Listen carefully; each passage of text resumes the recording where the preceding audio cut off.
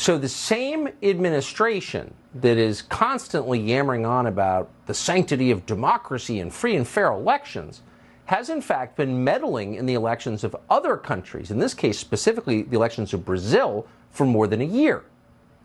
We're not speculating about this. Biden's CIA director personally pressured Jair Bolsonaro's office, that'd be the former president, or still technically the president of Brazil, pressured Bolsonaro to accept the results of the election long before the election took place.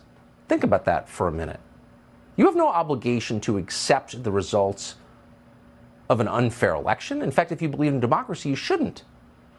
But no one in Brazil is allowed to complain about it because big tech companies, which have been effectively arms of the Biden administration for 2 years, are censoring anyone who questions the election. So their candidate, Lula da Silva, supposedly won, and you're not allowed to suggest otherwise, period, or air your supposedly guaranteed right to ask about your country.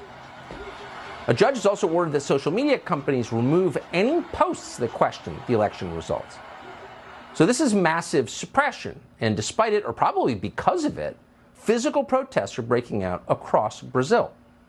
Matt Tierman is an investigative journalist. He joins us to assess what exactly is going on here. Matt, thank you so much for joining us tonight. So the Biden administration is admitting they had the CIA director try to bully the president of a sovereign country on the question of his own elections? How can that happen? Well, they don't even think it's a big deal. It's par for the course. In fact, Bernie Sanders was talking about it on Pod Save America, the lefty podcast of former Obama administration alum.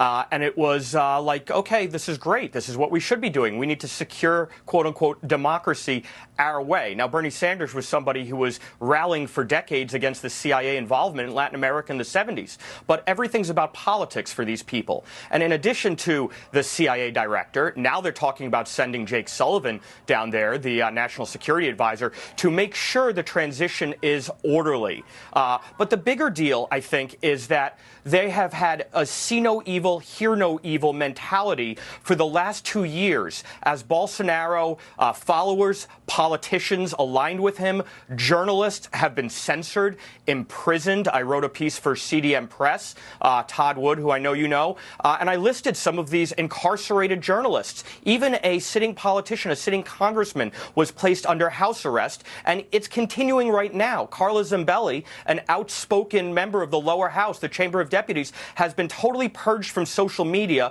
by diktat of one man, the head of the Brazilian Supreme Court, who also oversees a subsidiary court, the Brazilian Electoral Court. There's no due process here. It is purely by diktat, and these people are losing their voices, and the Biden administration says nothing. Where is that not considered an irregularity electorally? Where's the Organization of American States, the EU, the State Department, the IRI, who monitors elections? They're silent. It's pretty obscene.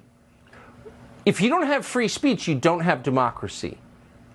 Free speech is a prerequisite for democracy. So when you shut down free speech, it's not a democracy by definition. And I wish, if you're not following the Bill of Rights, it's not a democracy. So period. Anyway, Matt Tierman, I appreciate your reporting on this very much.